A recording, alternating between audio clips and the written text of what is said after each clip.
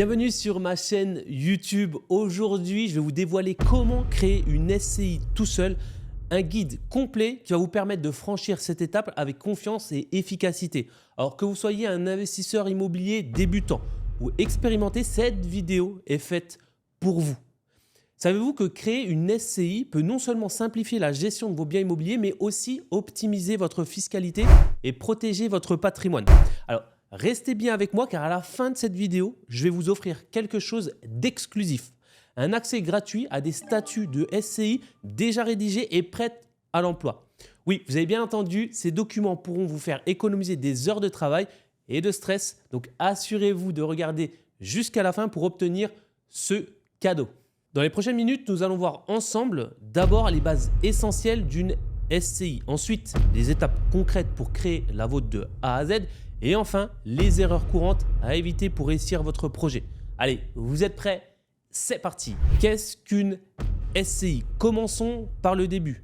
Une SCI ou Société Civile Immobilière, c'est une structure juridique qui vous permet de gérer un ou plusieurs biens immobiliers en groupe, tout en optimisant votre fiscalité. C'est une option particulièrement intéressante pour tous ceux et celles qui veulent investir en famille ou entre amis. Mais attention, une SCI, ce n'est pas simplement un montage juridique.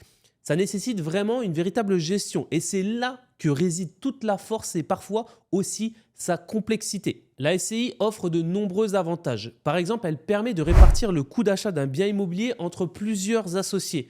Ça va rendre ainsi vos projets plus accessibles et imaginez pouvoir acheter un immeuble avec votre frère, votre sœur ou des amis proches.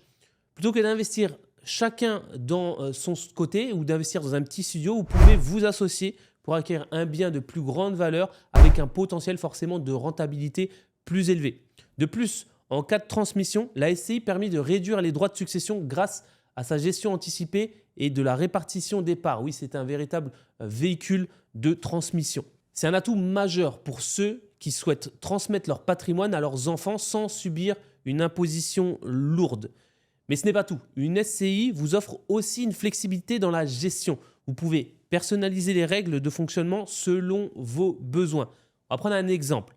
Vous pouvez décider que les décisions importantes, comme la vente d'un bien, nécessitent un vote à la majorité des 2/3 ou même à l'unanimité. Cette liberté, ça vous permet de structurer votre société selon vos préférences et c'est même l'un des plus grands atouts de la SCI. Je vais vous donner un exemple concret. Prenons l'exemple de Julien et de Sophie, un couple qui a investi dans un immeuble de rapport via une SCI. Grâce à cette structure, ils ont pu acheter un bien à deux, ils n'auraient pas pu faire seuls. Et ils bénéficient forcément d'une fiscalité avantageuse et ils assurent une transmission fluide de leur patrimoine pour leurs enfants. On poursuit avec une anecdote. J'ai également accompagné un groupe d'amis qui voulaient acheter un immeuble à rénover. Seul, aucun d'entre eux n'aurait pu obtenir un financement nécessaire. Mais ensemble, via une SCI, ils ont pu lever les fonds, acheter le bien immobilier, le rénover et en faire un projet rentable. Aujourd'hui, ils perçoivent une rentabilité locative régulière et réfléchissent même à agrandir leur parc immobilier. Alors bien sûr, la SCI présente aussi des contraintes. Par exemple, elle implique une gestion administrative rigoureuse. Il faut vraiment être pointu avec ça. Vous devez tenir une comptabilité précise, organiser des assemblées générales et remplir des obligations fiscales spécifiques. Et tout ça, forcément, ça prend du temps. Et c'est une erreur courante que de penser que la SCI, c'est une solution miracle qui élimine toutes les complications. Ce n'est pas le cas. La gestion d'une SCI, ça demande vraiment une implication continue. Il est essentiel de comprendre que dès le départ, vous êtes dans une SCI et prendre en compte tout ce que cela implique. Alors, j'ai aussi une anecdote sur une SCI. J'ai vu des SCI qui se retrouvent en difficulté simplement parce que les associés ne se réunissaient pas régulièrement pour discuter des décisions importantes. Résultat, des tensions entre les associés, des erreurs dans la gestion des biens et parfois même des pertes financières. Et de plus, en cas de désaccord entre les associés, eh bien, la gestion de la SCI peut devenir vraiment très compliquée. C'est pourquoi moi je vous conseille, et c'est même crucial, de bien choisir vos partenaires et de définir clairement les règles du jeu dans les statuts. Si vous êtes 2 ou 3 associés, pensez à prévoir des mécanismes de résolution de conflits dans les statuts. Ça peut vraiment aller d'une simple médiation à des règles de votre spécialité et des règles spéciales. Alors, avez-vous déjà envisagé, vous, de créer une SCI ? Mais vous avez été découragé parce qu'il y a beaucoup de contraintes. Dites-le moi en commentaire et je partagerai avec vous des solutions et c'est toujours aussi cool de partager ses doutes parce qu'on est là pour y voir plus clair. Passons maintenant au concret. Créer une SCI. C'est comme construire une maison. Ça se fait étape par étape. Et voici les 7 étapes clés à suivre pour créer la vôtre. Étape numéro 1. Choisir les associés. Tout commence par le choix des associés. Qui va participer à votre SCI? Il est essentiel que des personnes de confiance, que vous travaillez avec des personnes de confiance avec qui vous partagez une vision commune de l'investissement immobilier.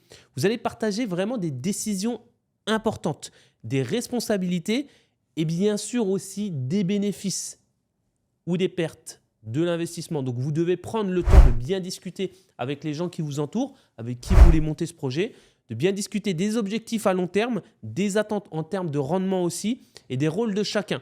Par exemple, si l'un d'entre vous veut être responsable de la gestion quotidienne, tandis que l'autre s'occupe de la comptabilité, eh bien, cette répartition des rôles doit être très claire dès le départ. Ça va éviter tous les malentendus. Et n'oubliez pas aussi de parler de tous des autres aspects financiers. Combien chacun est prêt à investir? Quelles sont les attentes en termes de retour sur investissement? Vraiment, ces discussions, vous devez les avoir dès le début parce qu'elles sont quelque peu délicates, mais elles sont aussi essentielles pour garantir vraiment un bon entendement sur du long terme. Je vous donne encore un exemple concret. On va supposer que vous souhaitez créer une SCI avec un ami proche. Avant de vous lancer, moi, je vous conseille de prendre le temps vraiment de discuter de tous les aspects financiers, mais aussi des aspects personnels. Comment allez-vous gérer les désaccords? Qui aura le dernier mot en cas de blocage? Et oui, il faut y penser à ça. Une bonne communication dès le départ, c'est la clé du succès. Et étape numéro 2, définir l'objet social de la SCI. L'objet social, c'est le cœur de votre SCI. Ça, qu'on soit bien clair, il doit être rédigé vraiment avec soin parce que c'est ça qui va encadrer toutes vos activités futures. Et un objet social trop restreint pourrait vraiment vous bloquer dans vos futurs projets, tandis qu'à l'inverse, un objet qui serait trop large pourrait être source de confusion ou même être rejeté par les autorités compétentes. Je vous conseille quand même de privilégier un objet large pour éviter les mauvaises surprises. Je donne un exemple. Au lieu de simplement indiquer gestion d'un immeuble locatif, vous pourrez élargir un peu l'objet social à acquisition, gestion et location de tout bien immobilier ainsi que de toute activité connexe. Ça va vraiment vous laisser plus de flexibilité pour des projets futurs comme l'acquisition de nouveaux biens ou la diversification de votre patrimoine. Encore un autre exemple juridique. Dans le cas, et c'est un cas que j'ai déjà rencontré, une SCI avait restreint son objet social à la gestion d'un seul immeuble. Eh bien, quand ils ont voulu acheter un deuxième bien, ils ont dû modifier leur statut. Ça a entraîné forcément des frais et aussi des délais supplémentaires. Donc, ce genre de situation, nous, on ne veut pas, on veut éviter. Et avec ça, on veut avoir vraiment une bonne prévoyance. Et je me souviens d'ailleurs, pour l'anecdote, d'une autre SCI où j'avais inclus dans mon propre objet social la possibilité de rénover, de revendre des biens immobiliers. Eh bien, ça m'a permis de me lancer dans de nouveaux projets de rénovation sans avoir à modifier les statuts. Donc, ça fait vraiment gagner un temps considérable et précieux. Étape numéro 3, c'est rédiger les statuts. Les statuts, c'est la constitution de votre SCI. Ils doivent être précis et bien structurés. Donc, pensez à inclure des clauses sur la gestion, la cessation de parts aussi et les règles de fonctionnement. Une rédaction minutieuse des statuts est vraiment cruciale, mais ça, je ne vous apprends rien pour éviter des conflits ou des incompréhensions à l'avenir. Donc, les statuts définissent la répartition des parts entre les associés, les règles de vote aussi et les pouvoirs des gérants et bien plus encore. Par exemple, si vous êtes plusieurs associés, comment les décisions seront-elles prises par majorité simple ou absolue ou à l'unanimité? Qui est le responsable de la gestion quotidienne? Toutes ces questions, vous devez les aborder dans vos statuts. Ça doit être rédigé par écrit. Il est également possible de prévoir des clauses spécifiques pour les constitutions et les situations difficiles, comme le décès d'un associé, ça peut arriver malheureusement, ou la cessation de parts à un tiers. Par exemple, vous pouvez inclure ce qu'on appelle une clause d'agrément. Ça va obliger tout nouveau cessionnaire à être accepté par les autres associés et ça permet vraiment de conserver une certaine homogénéité dans la gestion de votre SCI. Et moi, je vous rappelle qu'à la fin de cette vidéo, je vous offre un accès gratuit à des statuts de SCI pré-rédigés. Donc ces statuts vont forcément couvrir toutes ces gestions et bien plus encore. Et ça pourra vraiment vous servir de base pour votre propre projet. Alors restez bien jusqu'à la fin de cette vidéo pour découvrir comment les obtenir. Étape numéro 4, apporter des capitaux. Chaque associé doit apporter sa part de capital à la SCI. Donc ça peut se faire sous forme d'apport numéraire, ce qu'on appelle de l'argent, ou nature. Ça peut être un bien immobilier par exemple. Donc on va commencer par les apports numéraires. C'est souvent plus simple à gérer, mais les apports aussi en nature peuvent être extrêmement avantageux, notamment lorsqu'il s'agit d'apporter un bien immobilier. Les apports, ce qu'on appelle en nature, ils doivent être forcément évalués avec soin parce que ça va déterminer la répartition des parts sociales. Faites-vous accompagner d'un expert, c'est vraiment nécessaire. Il faut bien évaluer votre bien immobilier parce que c'est cette étape clé. Et si vous avez une mauvaise évaluation, ça peut entraîner des conflits entre associés. Moi, le conseil pratique que j'ai par rapport à ça, c'est qu'il est également possible de commencer avec un petit capital minimal et de l'augmenter plus tard, une fois que votre SCI est en activité. Cette flexibilité que vous allez vous donner, c'est apprécié notamment des investisseurs, parce que ça permet de tester un projet avant de s'engager pleinement. Et vous pouvez aussi prévoir des apports supplémentaires sous forme de compte courant d'associés qui pourront être remboursés par la SCI lorsqu'elle sera plus rentable. Tout ce charabia, vous inquiétez pas, je vous donne un exemple concret. Si dans une SCI familiale, et il y en a une que j'ai accompagnée d'ailleurs, les parents ont apporté un bien immobilier, tandis que les enfants, eux, avaient des liquidités, de la monnaie. Eh bien, cette structure, elle a permis une gestion vraiment équilibrée et une transmission facile parce que les enfants pouvaient investir progressivement dans le projet et vraiment en fonction de leurs moyens financiers. Et je vous donne aussi une autre anecdote parce que je connais un cas où un associé a apporté un terrain en nature à une SCI. Donc, vous voyez, même le terrain en nature, ça peut être valorisé par un expert et cette évaluation, en l'occurrence, elle a permis à la personne d'obtenir des parts dans la SCI. Et en plus, quelques années plus tard, la SCI a construit un immeuble sur ce terrain et la valeur des parts, forcément, de cet associé a considérablement augmenté. Étape numéro 5, là, on va parler des erreurs à éviter. Donc maintenant que vous savez comment créer votre SCI, parlons des erreurs les plus couramment faites et ceux que l'on doit éviter. La négligence de la rédaction des statuts, ça, c'est vraiment crucial. Un statut mal rédigé peut vous causer des problèmes juridiques à vie. Donc, prenez le temps, s'il vous plaît, de bien rédiger vos statuts et n'hésitez pas à faire appel à un notaire ou un avocat spécialisé. Plus vous aurez une structure claire et précise, plus ça vous protégera en cas de conflit entre les associés et même en cas de contrôle fiscal. Donc, une erreur fréquente que je vois souvent, c'est de sous-estimer l'importance de ces clauses relatives à la gestion et à la décision collective. Je vous prends un exemple. Par exemple, qui prend les décisions importantes? Comment elles sont votées? Quelles sont les règles en cas de désaccord entre associés? Ça, vraiment, il faut que vous puissiez répondre à cette question. Un cas classique aussi est celui où une SCI est bloquée parce que les associés ne s'entendent pas sur une décision majeure, comme par exemple vendre un bien immobilier. Eh bien, une bonne rédaction des statuts, ça peut vous permettre de prévenir cette situation et vraiment d'être prévoyant avec des mécanismes de vote qui soient clairs dès le départ et qui définissent le seuil de majorité adapté. Donc, il faut vraiment que ce soit très clair qui vote et qui prend la décision. Étape numéro 6, oubliez l'importance de la gestion. La gestion d'une SCI ne doit pas être prise à la légère. Ça implique une comptabilité vraiment rigoureuse et aussi une prise de décision collégiale. Qu'est-ce que j'entends par là? Si vous n'êtes pas prêt à vous investir dans une SCI, eh bien, ce n'est peut-être pas forcément la situation idéale pour vous. Une gestion négligée, ça peut entraîner des sanctions financières et même voire la dissolution de votre SCI. Et puis, chaque année, ne croyez pas, mais vous devez approuver les comptes en assemblée générale. Donc, il faut faire des assemblées générales et il faut déposer les documents fiscaux nécessaires. Négliger ces obligations, ça peut vous entraîner à avoir des sanctions.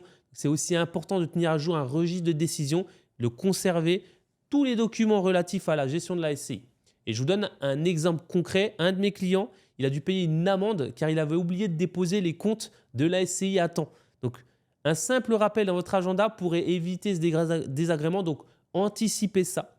Et depuis, pour l'histoire de la personne que je connais, elle a mis en place un calendrier de gestion avec des rappels automatiques. Comme ça, elle est sûre de ne plus manquer aucune échéance. Étape numéro 7, mélangez patrimoine personnel avec celui de la SCI. C'est vraiment crucial de séparer vos finances personnelles, c'est à vous, d'accord, de celles de la SCI. Et un mélange de ces deux peut vraiment entraîner des complications fiscales et juridiques. Ça peut même notamment être requalifié comme ce qu'on appelle, vous savez, ce fameux abus de biens sociaux et ça a vraiment des conséquences plutôt graves. Donc par exemple, si vous utilisez le compte bancaire de la SCI pour des dépenses personnelles, aïe aïe aïe, attention, ça peut non seulement compliquer la gestion de votre comptabilité, mais aussi attirer l'attention des autorités fiscales, ce qu'on ne veut pas. Donc ce genre de pratique est à éviter à tout prix. Donc, vous ouvrez un compte bancaire uniquement dédié à votre SCI dès sa création, s'il vous plaît. Et veuillez aussi à ce que toutes les transactions qui concernent la SCI passent par ce compte. Ne vous amusez pas à faire plusieurs comptes. Ça va simplifier la comptabilité et ça vous protège en cas de contrôle fiscal. Et pensez aussi également à établir des factures pour toutes les transactions entre vous et la SCI. Même pour des petites dépenses, faites-le. Vous voilà maintenant armé pour créer votre propre SCI tout seul et en toute confiance. Si vous avez suivi les étapes clés, les astuces et les erreurs à éviter, et bien maintenant vous avez tout ce qu'il vous faut pour réussir. Donc merci d'avoir suivi cette vidéo jusqu'ici. Vous êtes déjà en bonne voie pour réussir votre projet immobilier. Et si cette vidéo vous a été utile, n'oubliez pas de vous abonner à la chaîne pour ne rien manquer de nos prochains conseils. Activez aussi la petite cloche de notification. Comme ça, vous allez être alerté dès qu'une nouvelle vidéo sera en ligne. Et surtout, pensez à partager cette vidéo avec vos amis ou même votre famille, parce que il y a bien des gens dans votre entourage qui pourraient être intéressés par la création d'une SCI. Et comme promis, voici le bonus que je vous ai annoncé en ce début de vidéo, un accès gratuit aux statuts de la SCI qui sont déjà rédigés et prêts à l'emploi. Donc, ces statuts, ils ont été conçus bien sûr et créés pour couvrir toutes les situations courantes que vous pourriez rencontrer dans votre projet. Donc, vous pouvez les télécharger dès maintenant. Mettez le mot SCI en commentaire et vous pourriez y avoir accès dès maintenant. Ces documents, c'est vraiment une véritable mine d'or pour tous ceux qui veulent gagner du temps et éviter les erreurs lors de la création de leur SCI. Donc, ne manquez pas cette opportunité parce que c'est totalement gratuit. Je ne connais pas beaucoup de personnes qui partagent en tout cas ces statuts de SCI.